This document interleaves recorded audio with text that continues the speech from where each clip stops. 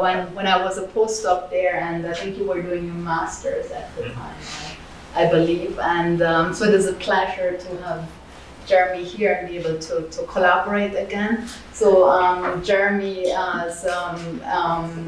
PhD was on coupling an ice sheet model to an Earth system model, and he goes to continue that work later on as a postdoc at Los Alamos.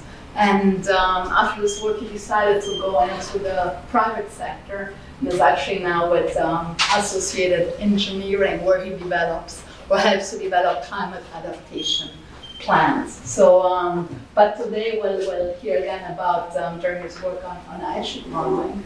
So, yeah, we look forward to hearing from you. Thanks. This is the fun stuff.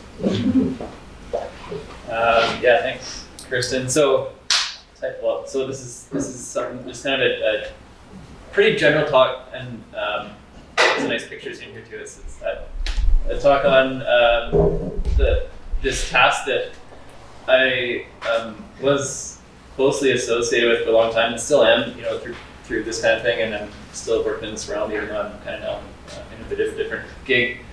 But it's the general theme of sea level rise projections. That's, to me, the end goal here is super critically important societally, and how to do those and project sea level changes out into the long term using coupled numerical models of ice sheets combined into these really big, complex, potentially often big, complex models of the coupled versus climate models, right, that we use to understand what future climate change is going to look like. So this is my view of the topic of now trying to open those models up and put ice sheets in as well, so that in addition to getting temperature changes and wind changes, we're also getting sea level rise projections that include changes to these big pieces of ice. So that's kind of the theme of this, and I'll hopefully keep you engaged along the way. Just briefly, though, myself, just give some context where I came from. Thanks, Kirsten, for the brief intro. So I spent a lot of time at UVic, which is where I met Kirsten. And so I went through geology, and then I got kind of interested in sedimentary rocks, not because they had oil and gas, which is where most of my colleagues went, or undergrad folks went, but because they have record of past climate, right? Sedimentary rocks use beautiful records of paleoclimate. And so that got me really keyed into climate, actually, in Kittrins. and that got me into climate modeling. Instead of looking at rocks per se, I got interested in thinking about climate, and that got me into Andrew Reaver's climate modeling out at UVic, which is where I did my master's and PhD. Master's was in looking at nothing to do with ice sheets, looking at methane hydrates, clathrates that are under the ocean, and trying to figure out what they were going to do in the future. But then for the PhD, which I split between UVic and then the Antarctic Research Centre in Wellington, New Zealand, so I actually have a Kiwi PhD on paper. That's where I got into ice sheets and climate, and that's where I kind of entered this realm that I'll be talking about today. And from there, I went down to the States, to this Los Alamos National Lab, home of the atomic bomb, still the home of atomic bombs. Lots of interesting machine gun guarded buildings down there, but there's an incredible, one of the best in the nation group of climate modelers. This is where a lot of the components of climate models come from, at least American ones, and also elsewhere in the world. Reason that there's good climate modelers there is because there's really big computers there, which they are simulating atomic explosions on most of the time. But they're great for doing climate modeling with too. And also, this is one of the birthplaces of climate modeling because they wanted to understand the effects of nuclear winter. And so this is where some of the really key first steps, I think kind of like in the 80s or so, of putting together these numerical models of the atmosphere came about, because they wanted to understand like what would happen if nuclear war happened. How long would it take for the planet to recover and stuff. So, interesting backstory. And so right now, though, I'm doing some hypothesis testing in the private sector, where I'm more playing on the really applied end of things. I won't talk about that much. That's I'm doing that as part of Associated Engineering, which is this Canadian engineering company with a real good focus on understanding that climate can impact pieces of infrastructure. So that's where I play now a bit.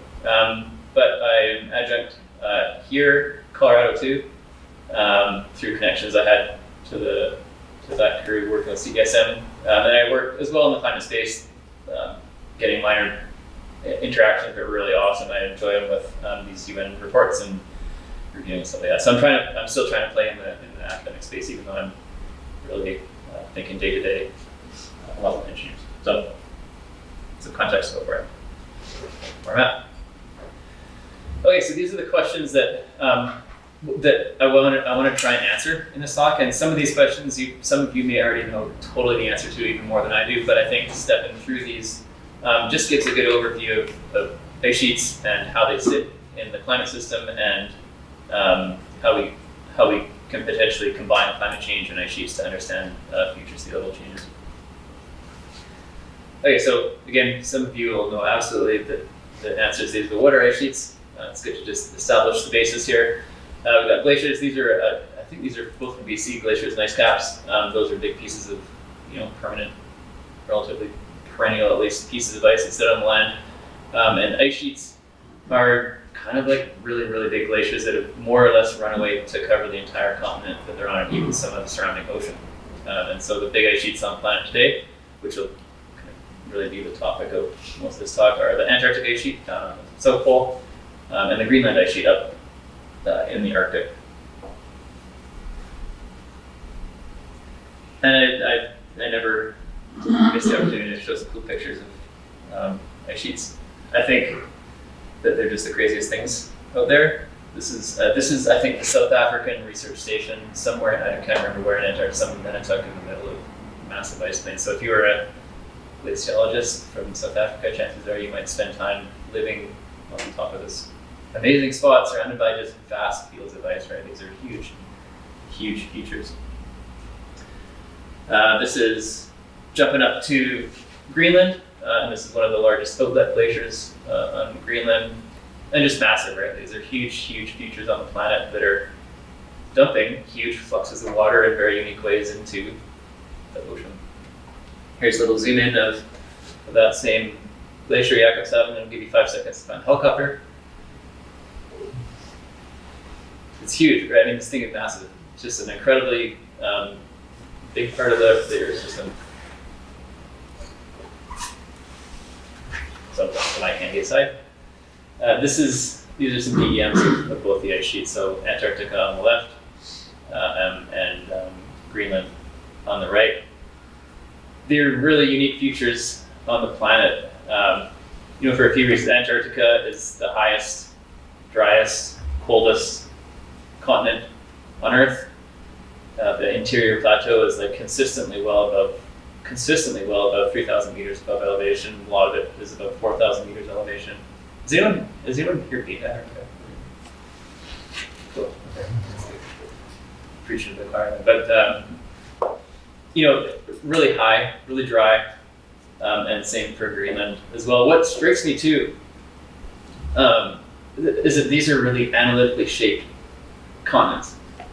Like, they don't have their surface representation is set in large part by ice flow, like pancakes dripping on a pan. So unlike other continents that have mountain ranges and stuff in general that are expressed on the surface, these are incredibly almost analytical shapes. They're shaped like in a really regular way. So the interior is very flat.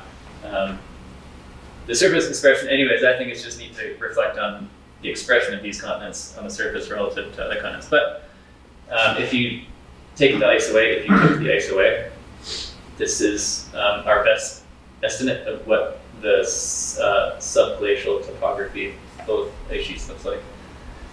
This information is not easy to get, and it's some of the science that's emerging involves finding, for example, new giant canyons under these ice sheets that weren't even recognized to be there. So this is a lot of work to get to this level of detail, and there's probably still parts of the picture that are missing. But if you took the ice away, then these become really interesting to look at. So there are quite big mountain ranges under Antarctica, especially in some of those. The highest peaks of those is where you might find a couple of research stations perched on top of the Nunavut. So there is some rock coming through, but a vast majority of that's buried under ice. There are some big mountain ranges there. Greenland has some mountains particularly on the east side, But what is really probably most important about these pictures is all the blue in the middle of the ice sheets, and that is places where if you just magically removed the ice today and you didn't wait for isostatic rebound and this kind of stuff, a lot of the bottoms of the ice sheets occur really far below sea level.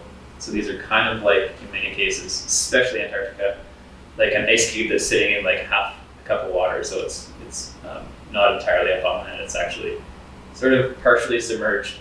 And that means that Antarctica in particular, but also Greenland, have couplings and connections to the ocean. The ocean can influence directly through ocean to ice contact what these ice sheets do, and the physics of how ice flows when it's sort of semi-submerged is really different than just having an ice cube that's high and dry on land.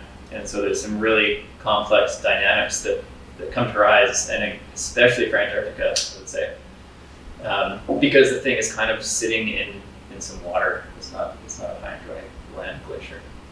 So that's huge important. I mean, if you took the ice away again and didn't let anything else have time to respond, there's canyons in Antarctica and Greenland too that are well above 1,000 meters below sea level. So that means that if you took the ice away, you'd have a new fjord that's kilometer to kilometers deep.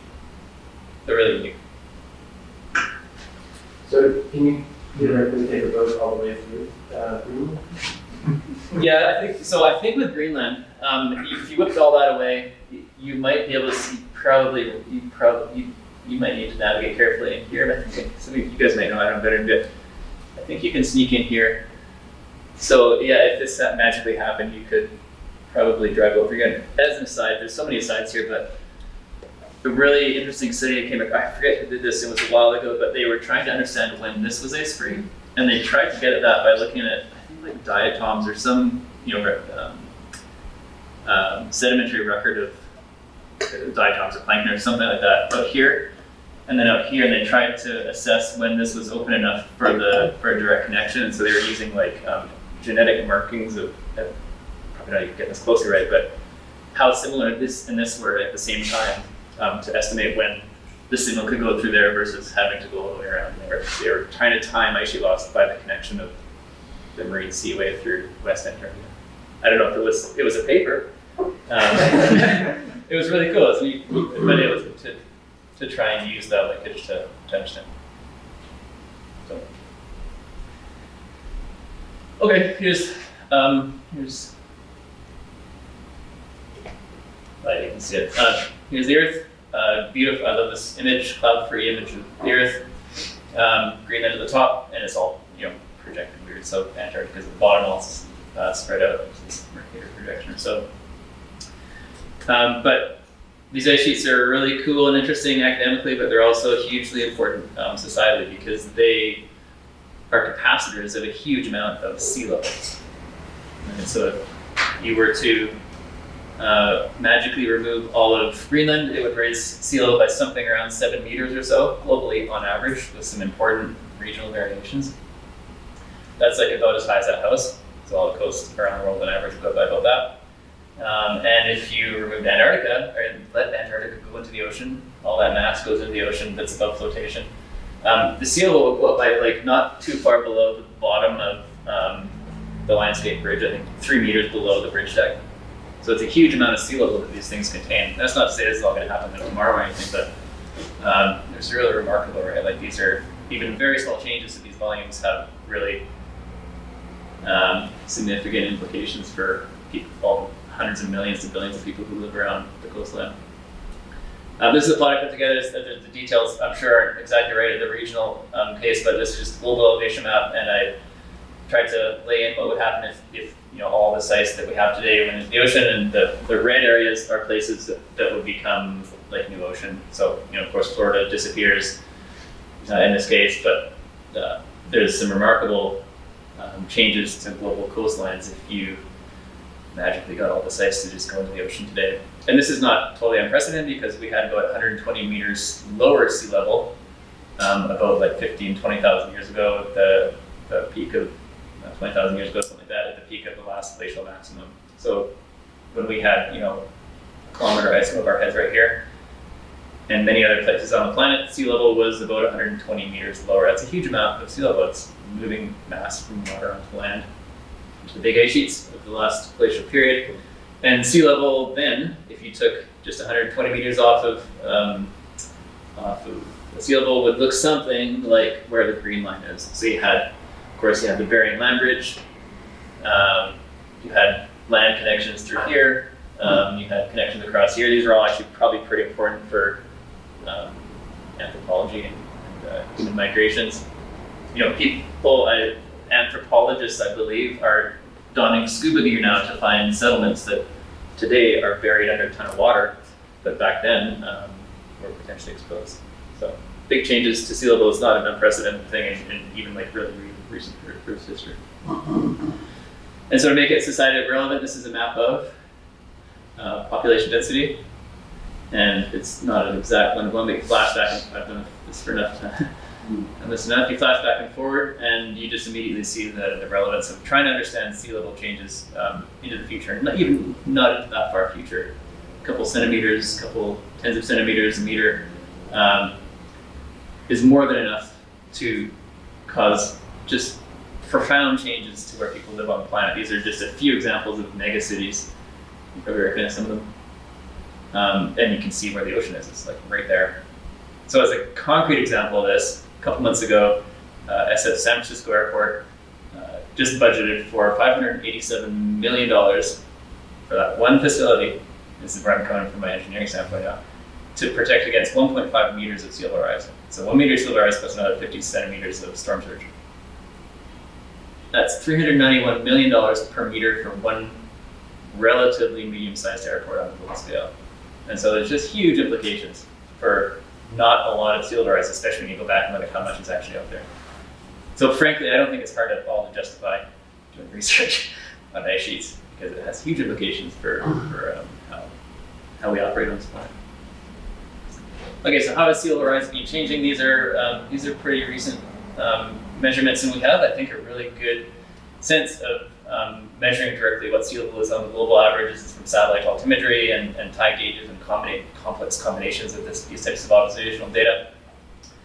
That record is shown in the black line at the top from 95 to, I think basically this is pretty real time, almost like this is from Noah. Maybe a year old. So we can see the big picture of global sea level. We get that from satellites, and we can also parse that out and pretty well close the budget as to where that sea level rise is coming from. It's coming in part from thermal expansion. The ocean's getting warmer, so they're expanding, and that pushes the sea level up. And then it's also coming from melting water from land going into the oceans. And so you add those two together to get the purple, and that kind of closes the sea level budget. And that's nice to know, because then we have some sort of confidence that we know what that top-down picture from the satellites, where that picture is coming from. So thermal expansion is one thing. I mean, Kirsten, you've been working on that sea level stuff, thermal expansion, right? That's one important signal. It's not insignificant for sure. The meltwater right now, that is a combination of melt from the ice sheets, but also from glaciers. And glaciers are quite fast responding relative to these ice sheets. So I think, in fact, glaciers are, maybe people here know the exact numbers, but they're contributing more, I think, like right now, to sea level than the ice sheets. I think that's a true statement, but don't quote me. They're doing battle for who's winning it. I think right now it's glaciers, but in the long term, you burn away all the glaciers, and what's left are these giant ice sheets, which are going to still contribute for essentially millennia to come. And so that's what I'll talk about today, but don't forget the glaciers. We have a good sense of where the sea level rise is coming from the ice sheets. These are now, I believe, in both cases, from the GRACE satellites. These are measurements of the gravity field and changes to the gravity field over time from two satellites that move together and apart, depending on moving through this gravity field in space, and that movement allows these people to do this cool stuff to recreate regional changes in mass, because these satellites measure the same thing again and again. So you can get just beautiful, even seasonal cycles of, this is Greenland, and here's Antarctica. So we can actually really get a good sense, especially at the whole ice sheet scale, of how these things are changing their mass over time as from gravity measurements. And so we can reconcile all of these to understand what the ice sheet contribution is to observe global sea level. And that's today, but you can't really use observations in the future because we don't have them yet, so we have to start turning to models, and that's kind of the challenging stuff, right? This is a plot from the recently released UN Special Report on Oceans and Cryosphere in a Changing Climate. Came out a couple months ago, maybe half a year ago now. And this is essentially presenting our best guess of where sea level is going to go up to 2300, and there's big parts of the budget that are missing from this this plot. This is almost kind of like, I think I would almost frame this as like an expert elicitation. And we know that there's lots of stuff missing, and so this is our best guess right now, anyways, in lieu of some, I think, some pretty important tools. But take it as it is, things like a meter of sea level by 2100 is not out of the question, and then the trend continues, and in fact sort of accelerates, in terms of the sea level change. But there's like massive uncertainty in this picture. Sea level is not going to go down, so there's certainty in that, for sure. But how much it goes up is the question. Is there enough certainty that it will appear in AR6? No, not my opinion. But maybe give it once the AR6, whatever papers get submitted in the next couple months, right, or something like that is what we got for AR6. It's not going to be, and part of it I would argue is because the tools aren't quite there yet to do these type of things consistently like we do for other parts of the climate system. Good question. So one part of the uncertainty is just emission scenarios. So how much carbon we put in is going to directly impact how much sea level goes up, because like we warm the system more and the ice cube melts more, basically. But we're totally, not totally uncertain, but there's a large uncertainty in what we will do, especially when you go up this far, right? And so that has a direct reflection on our understanding about how much sea level goes up, just like it reflects on our uncertainty around temperature increases or ocean circulation changes. This is emission scenario uncertainty reflected on sea level rise. Then another important part of the equation is, and what I'll kind of focus on for us this talk, at the expense of emission scenario uncertainty, is model uncertainty, and in fact I would almost term that like model deficiency. So yeah, the hard end of uncertainty is when you know your model doesn't have stuff that you need to know. But even with this representation, this snapshot of the present state of understanding, let's take RCP 8.5 and its extension. There's a really big range from let's say end of the 23rd century, between 1.5 to 5 meters of sea level rise. It's like a lot of uncertainty to try and bang down. So tackling that is arguably the job of improving these models that send this stuff out. Okay, so that's hopefully some motivation for why we want to spend time working on ice sheets and thinking about ice sheet modeling and in the context of climate change and how we can do that. And so what I'm going to do now is just step back to some real basics, I think, for especially a crew back there probably, about how ice sheets and in general ice cubes sitting on land, how they are partially submerged, how they gain and lose mass. Understanding that then allows you to start to think about how climate change could impact those terms. So that's why I'm kind of stepping back and doing just a sort of mass budget view of the ice sheet. So ice sheets is pretty basic. Ice sheets grow primarily when snow falls, usually in big storms, and then sticks around if it doesn't melt or go away for some other reason. And so ice sheets gain mass through snowfall that accumulates year after year and century after century, and in case of ice sheets, millennia after millennia, and builds up over time. Gains mass when it gets a snowflake. It sticks around, and that's how that works. So these are actually from Rackmo, I think. This is a regional. This is true. Regional climate model simulations of precipitation, mostly snow in this case, but there could be some rain around the total precipitation for Greenland in the Greenland winter, Greenland summer, and Antarctic summer and Antarctic winter. This is austral and boreal seasons. And so, as you probably expect, there's different patterns in snowfall. So the coastal regions, just like around here, get lots of snow, tons of snow potentially in some cases in Greenland and in Antarctica. But that kind of gets to zero order, squeezed out through orographics, and you end up with really dry interiors. So it's ironic in a way that the driest desert on the planet is in the middle of Antarctica, which is like something like 5 kilometers thick ice. It's the driest place on the planet, but it's also the thickest piece of ice on the planet, I think. But there's a lot of spatial heterogeneity in where the snow falls, and that's regulated by the synoptic weather patterns and the broad scale transport of moisture from low latitudes towards these ice sheets and onto the ice sheets. And so seasonal changes and even weather pattern changes and those, the impact of climate change on those has an important impact on how much mass these ice sheets can gain on like a point by point basis. The arrows are, I think, the like long-term average climatological moisture transport vertically integrated, I believe. Or just the winds. This is a great picture. I love it. This is a pit that has been dug out, so that I believe this is daylight shining through the other side. Light, anyways, daylight. And you can see the accumulation over time, the layers of snow. And this is, I believe, in Antarctica, and so not a whole lot of melting. So you can resolve the seasonal cycle, and there's not a lot of the melt signal burning away the last seasonal cycle. So it builds up over time, and then as it gets deeper, it compresses, and at the point where you kind of close off the interconnectedness between the air bubbles, it turns into more or less incompressible ice, more or less, and at that point it can start to flow as kind of a viscous fluid. This is a snapshot of an ice core, and you can see that even in that there's this beautiful record of like the tree rings of ice, the annual cycles of, I believe that's what this is. And of course, this then becomes just beautiful records of past climate change. You can pull gas out, you can do crazy chemistry on the water, and start to learn about what past climate change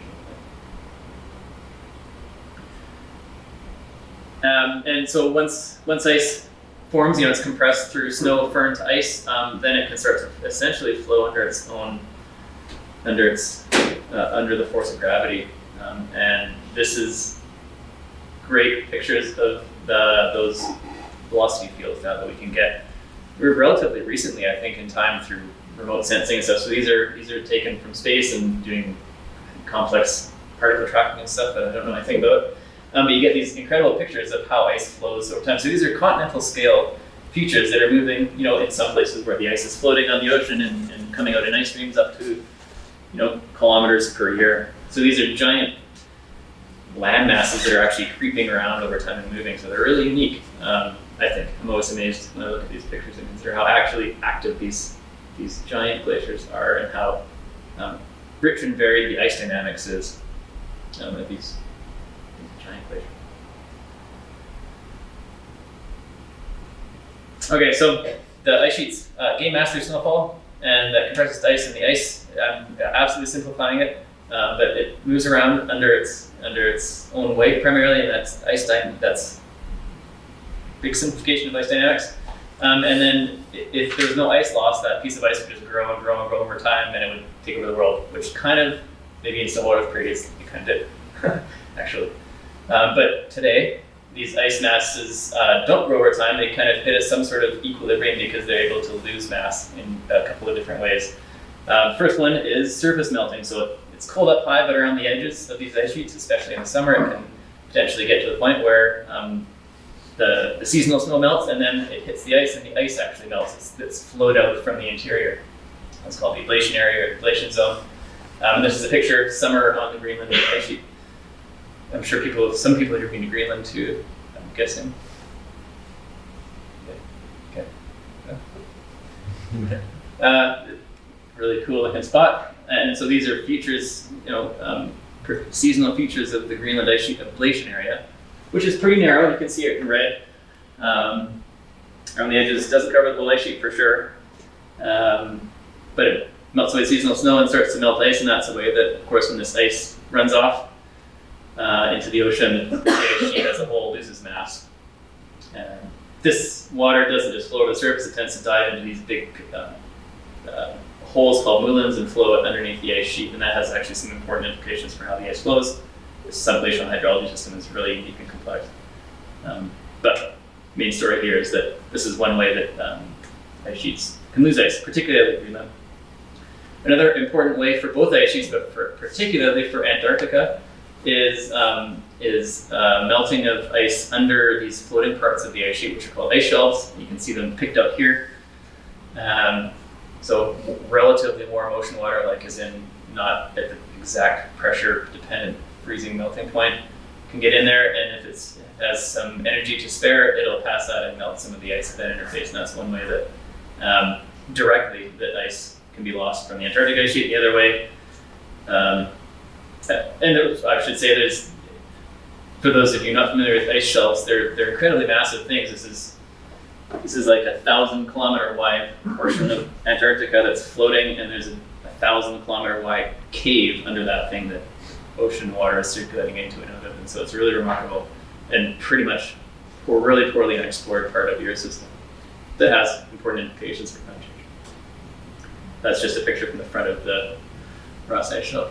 The other way is through iceberg cutting. So ice can just break off and float away. This one broke off of the Amory Ice Shelf here, kind of at the end of September this year. This is I think something like a 60-kilometer long iceberg. Happens down there.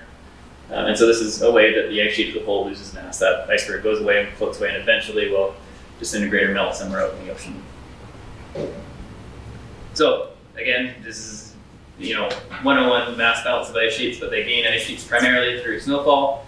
There's some other little minor terms here, and primarily they then lose mass through surface and ocean-based melting, and then calving as well. These are kind of the zero-order terms of how ice sheets gain mass. In other words, the zero-order terms of how sea level goes up or down. Right? These are the terms that, in combination with ice dynamics, combine to potentially translate a climate change signal into a sea level rise signal. And so honing in on how these work and how they interact with the ice sheet dynamics that you can represent with ice sheet models is an important part of the sea level understanding and projection. And so that's what we're going to turn to now. So that was a real brief survey of ice sheets and how they gain and lose mass at just the base level. And now we're going to think maybe about the base level from the climate system. Right, so we're going to jump to the other side of the equation and think about a little bit about how the climate system works, and then we'll think about how we can jam the two paradigms together and potentially even the same numerical model. So this is the picture of the climate system. This is the climate system. This is the best. This is Norman Rockwell painted in 1948, and this goes in all of my presentations. This is the best representation of the climate system you'll ever see for a few reasons. On one hand, this is kind of how the climate system translates an external forcing into a response. And by external forcing, I mean not something like El Nino or something. I mean like a comet hitting, like what killed the dinosaurs, and it changes with the strength of the sun. Let's say 11-year cycles or like billion-year cycles. Or maybe most pertinently, because we know it's the biggest forcing now, is our forcing on the system, primarily through putting radiatively active gases into the atmosphere and other stuff too. But so external forcing is like independent of climate system operation. It's giving the climate system a kick.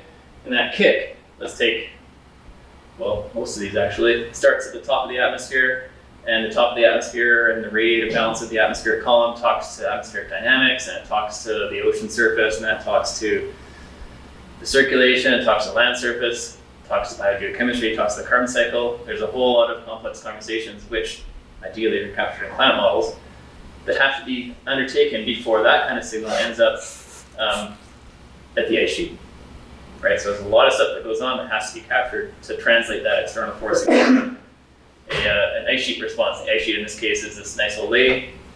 So she says, oh, I got a message, I'm going to change my volume or do something different, I'm going to be perturbed. But where Norman Rockwell really nailed it, I didn't realize this for actually the first couple times I presented this picture, is that the ice sheet then gossips back into the climate system. Right? So the ice sheet changes in response to that forcing, but then the ice sheet introduces the feedback loop. Those changes impact themselves, the climate system, and then that makes another conversation through this whole complex chain and results in more change with the ice sheet, and that goes back and forth. So that is a feedback loop. Ice sheets are coupled to the climate system, just like this nice old lady gets a message, but then very maybe maliciously goes back and starts a new message to confuse the whole picture. So ice sheets are coupled, and that coupling results in feedback loops.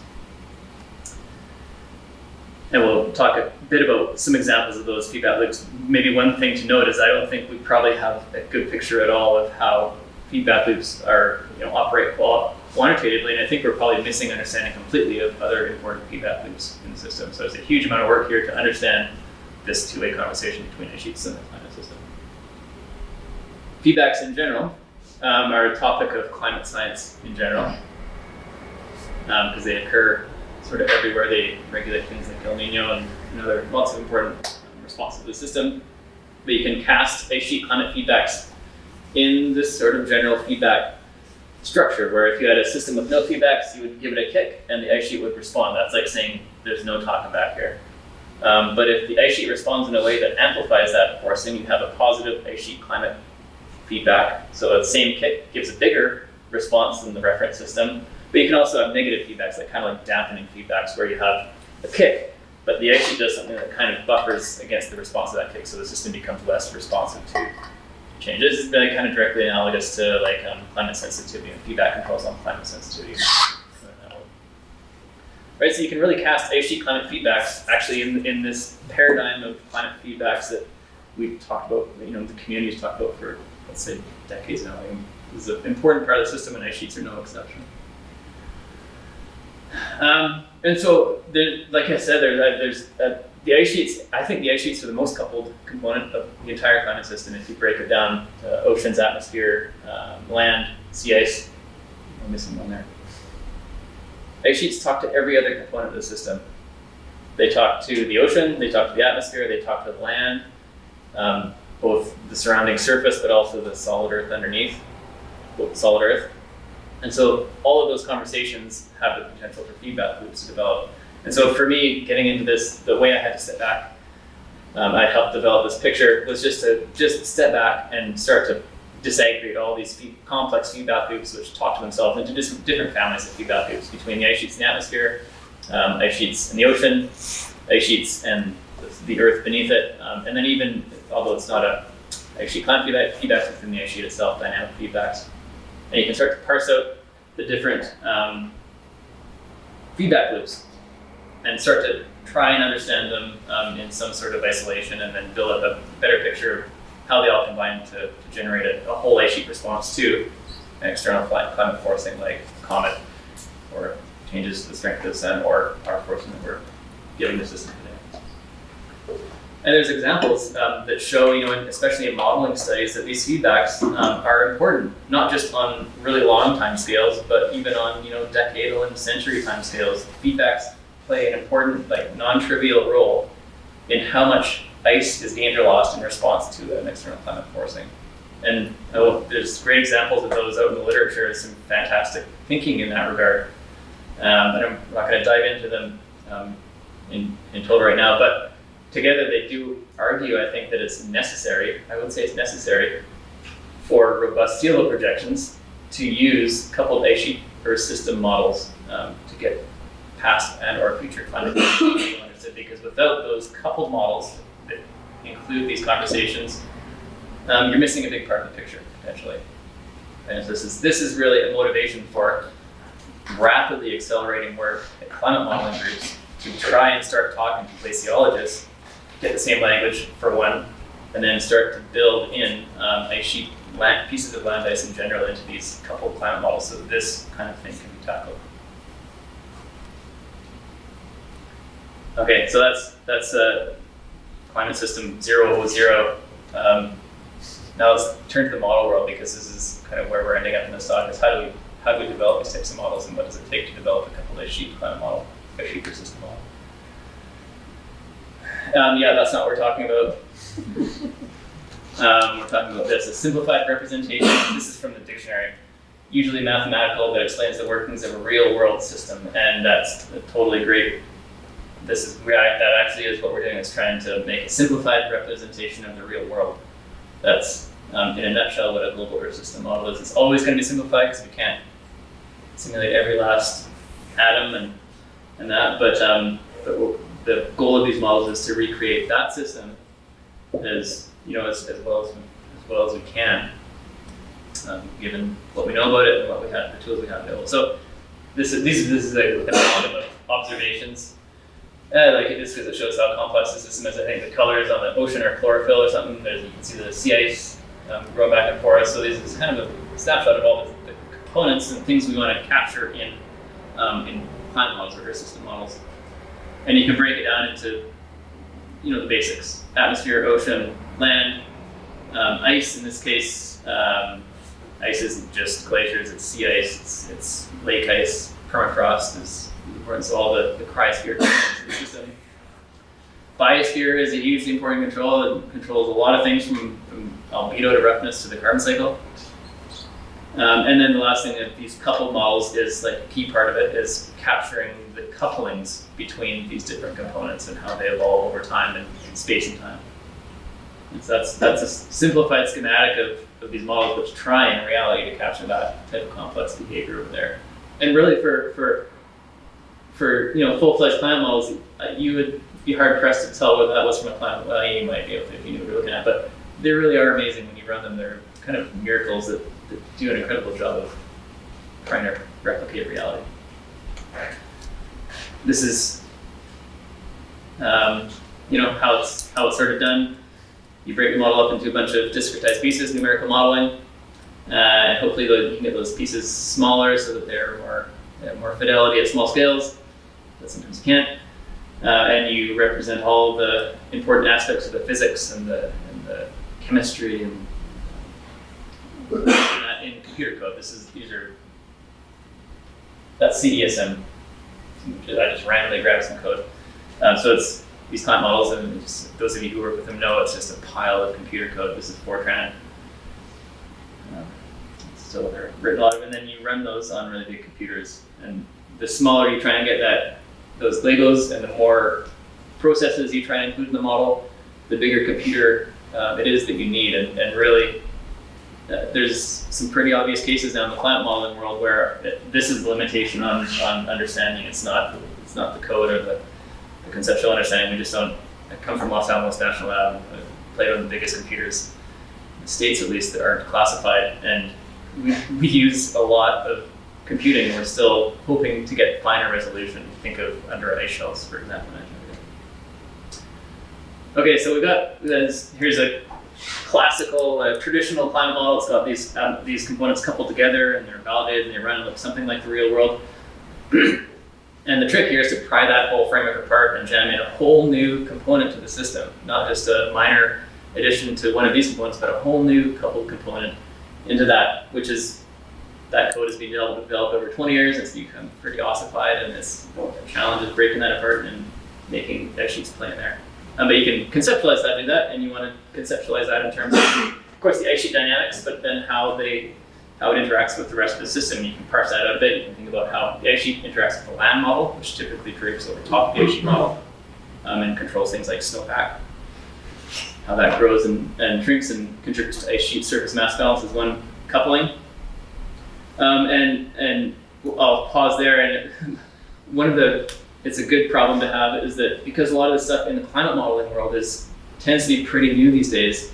As soon as you get one of these couplings done, it's really tempting just to stop and play for a while. And it's not that hard to stop and play. I mean, these are some papers of mine, but I'm not saying that I'm like a fantastic scientist. When you put something together and it works, you're like, well, now I can run like 50 realizations of the Earth for 5,000 years, and I can understand variability and pattern. And it's like the danger is you get sucked into just playing instead of finishing the job. That's perfect. So that's my point here, not the science, but these tools become really fun to play with once they're up and running, even just partially made. The ice sheet talks back to the land. It bowls over forests. That's a hard picture to find, but it's a surging glacier in Alaska. It's more easier to find retreating pictures like that of the Greenland ice sheet margin. It talks to the atmosphere. If you remove these ice sheets, it removes a giant topographic feature on the planet, which has pretty big control on atmospheric flow at large and small scales. And so getting that right is important. Talks to the ocean. It dumps meltwater and icebergs into the ocean.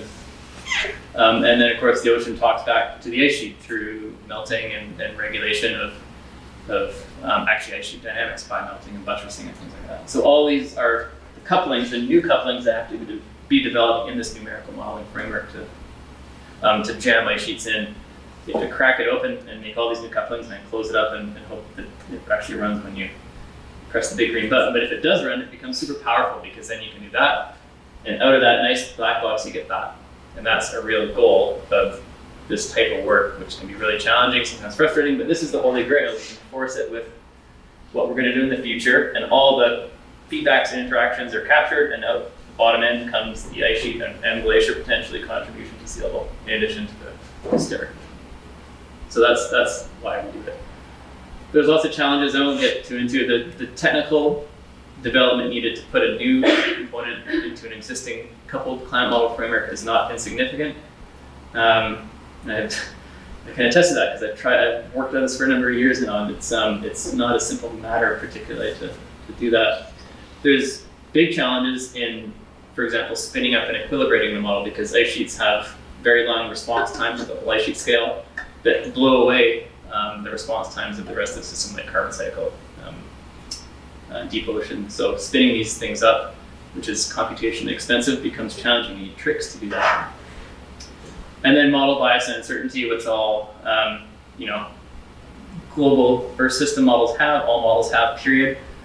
But understanding how to quantify and reduce ice sheet uncertainty in this couple model framework is important, and it's not easy because you're not allowed to just tune the ice sheet to look good.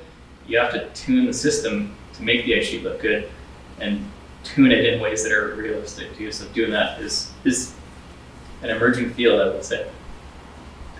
But there's some successes. These are just recently, these are still in prep. We know how to spin ice sheet models up, I think, in the coupled system now, and we understand how that relates to other ways of initializing ice sheet models and what pros and cons are of each. So we're getting our heads around the spin up initialization conversation. We can quantify how bad that looks. We know how to quantify how bad that looks, for one. But we can also do things like get synthetic ice core temperatures from modeled Greenland ice sheet in the same model that you would be getting like Pacific deep water temperatures from, or Amazon biome temperatures. These synthetic ice cores are from the global coupled model, and you can relate that to what you see everywhere else on the globe in these coupled models. So it's really cool now. We can start to play with ice sheets in the coupled system. And then this is again stuff that's being written up right now, but these are some first runs of the CESM commuter system model with the Greenland ice sheet in it. And we now can do the surface mass balance, with varying degrees of success. There's biases and stuff in here. There's big biases in here for sure, but we can do it. We can generate synthetic icebergs, and we can look at, this is probably not totally right, but it's basal mass balance. It's almost certainly not right. It doesn't matter, it's not too big in this case. And we can start to get at projections of Greenland's mass balance coming out of these couple models. So this is, not even through review yet, for example. So this is new stuff that we can start to think about sea level rise projections coming out of these models, which is super cool because I think it's really important. There's big efforts in all the big modeling groups now to put ice sheets into their systems, and it's typically 1 to 2 or maybe more. Now kind of like straight up glaciologists working in these big coupled climate model development centers. Actually, with the exception of Canada right now. There's no working on it. But there's interesting conversations going on all around the globe now in these big centers to try and get heads around how to bring ice sheets into these coupled climate models. And that's my kind of overview of this world of ice sheet climate interactions and modeling that. It's important because they're massive capacity to sea level, and climate controls sea level by directly influencing ice sheets, but also regulating feedback loops. And we need arguably models of that coupled system to make good sea level rise projection. So, thanks.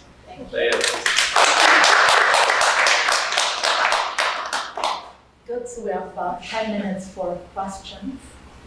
And I'll let you Yep, sure. Thanks for the talk.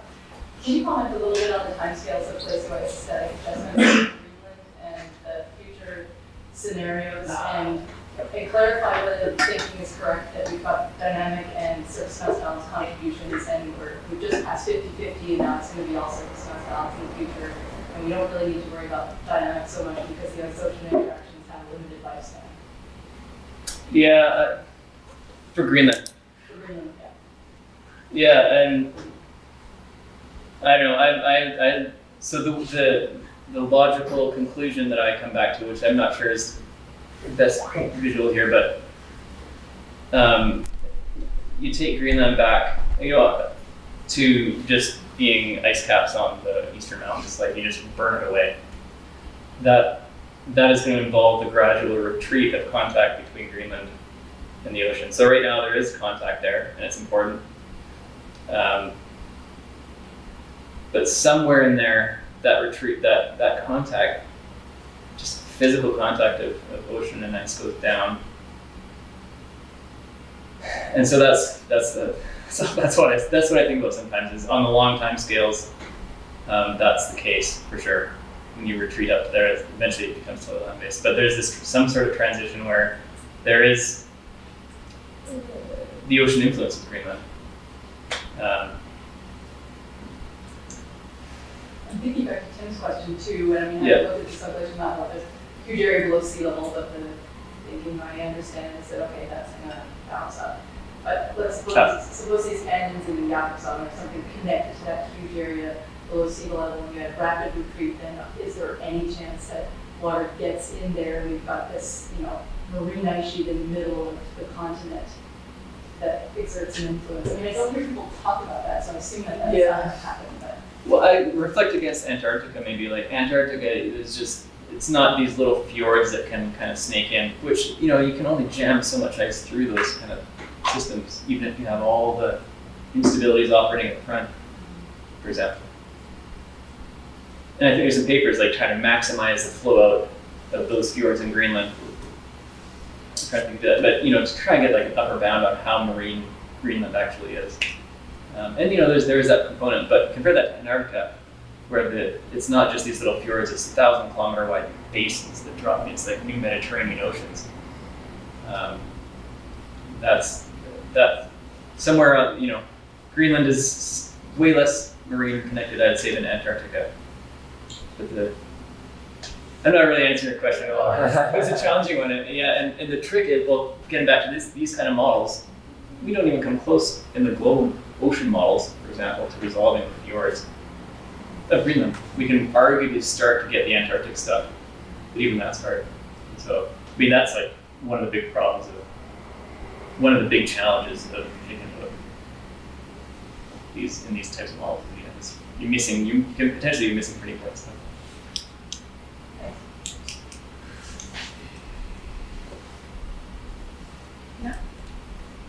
So I'm interested in the feedbacks. Uh-oh. So is there, so do you have an idea how large they are? So I'm thinking of, let's say, sort of when we first capsuled carbon cycle models into Earth system models. Yeah. And we had the 2000 Cox paper, where instead of sort of prescribing CO2 concentrations to the models, we prescribed emissions and let the carbon sort of climate feedback onto the carbon cycle. And we had this massive 200 parts per million feedback, which was sort of about maybe, almost 20% of the signal. So the question is, are there any studies that actually sort of compare, let's say, sea level rise from Antarctica in ice sheet alone simulation versus a coupled model simulation? So what's the difference? Definitely not for Antarctica. I don't think that stuff exists yet. And For Antarctica, because this ocean thing we don't have a handle on, it's just But for unarguably for Greenland. There's some that are missing still some important stuff, probably, arguably. But there are studies, and even on like IPCC timescales, I'm trying to bring some numbers to mind, like the surface height mass balance feedback. You melt it goes down, and just that act of going down adds additional warmth. We've drives it down, so it's a positive kind of feedback there. Miran, one of our colleagues, did some recent areas, something like 10 to 15%, I think, difference in the surface mass balance change with that feedback. So that's starting to get parsed apart. These are some other examples. I didn't show this slide, but I'm showing it now. These are really idealized models. Like these are like not the real thing. They're boxed, just to parse apart feedback. There's some really great studies. Oh, this is actually one of the ones that Miran did. So here's a surface mass balance assessment. So one is with feedback and one's without. So trying to set up model comparisons to flip the switches on feedback loops to the extent that's possible. There's potentially really important ones between all the different components. This is a fascinating one to me, which I think it's incredible. Between solid earth response, gravity, and the discharge across the grounding line, if I got that right. This study showed it's hugely important this is thousands of years, but even, just the difference between those two lines is not small. Feedbacks operating beneath the ice shelf, so you change the shape of the ice shelf cavity, that changes the ocean circulation, which changes the melt, which changes the shape of the cavity. And so there's work like this kind of emerging. None of these are, there's feedback, there's great fundamental feedback papers from the 60s and 70s on ice sheets, but actually parsing apart the mechanisms is not something that's a particularly old science, I would say. And especially in many cases not in like a realistic geometry in a fully coupled Earth system model. There's a ton of work to do there. Just to sort of build on that question, when you're sticking the ice sheet into a coupled climate model, what processes do you think are missing most from the ice sheet models? Like anything from, I don't know, like grounding line stability, like chemical weathering, a variety of things.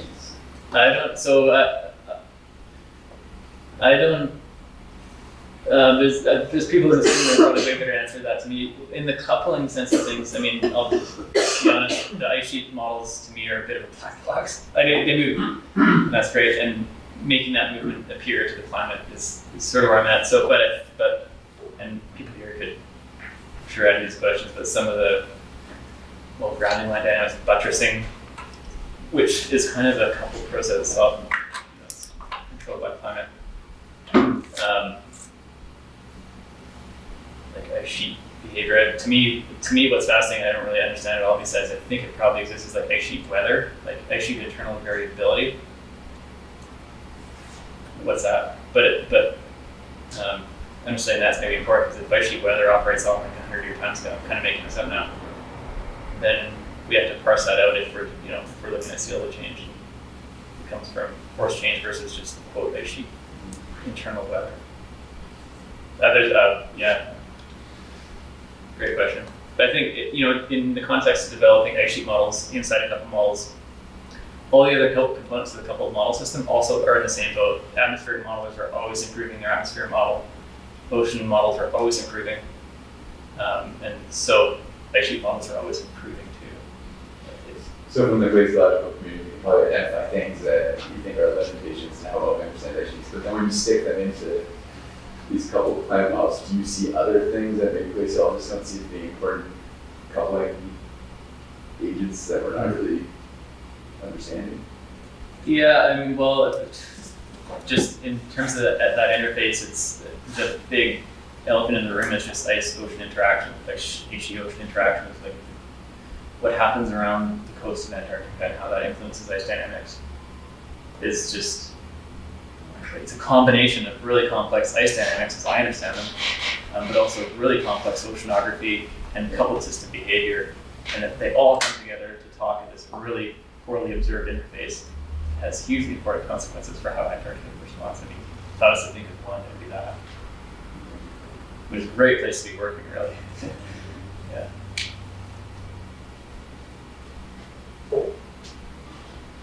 That work. It's really interesting. I'm curious, is modeling, can they handle one-time events or existential threats? So stuff like ice-body rebounds, massive volcanic activity, change climate, or gigantic meteorite hits the Earth. Can you play with that in the models? Yeah, totally.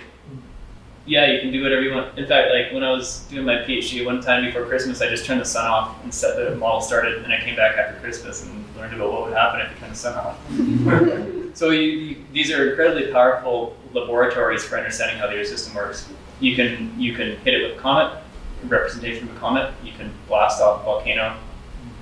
I saw on Twitter actually the other day, Chris Colosi, a climate modeler, had just decided to take all the greenhouse gases out of the atmosphere at one time step.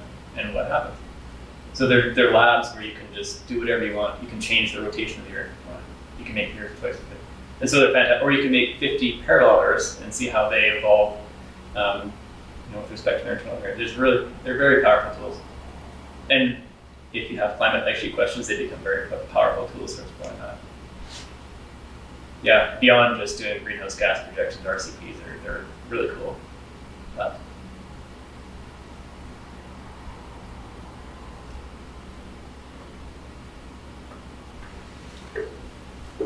Any other question?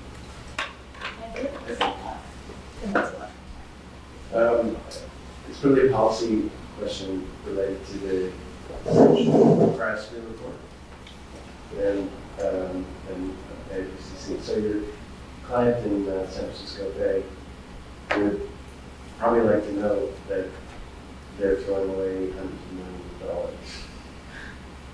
Would not like to know. Yeah. Well, I don't know. Some of them would like to know. Anyway, the point is that there is no representation for a consumer like the San Francisco Airport, what you're talking about because of the uncertainty, right? Yeah, and I would argue even more than the uncertainty, the lack of tools to make that kind of projection, arguably. Yeah. But like you said, though, it's not going down, so you have directionality at least. Mm-hmm. And you have some range of uncertainty.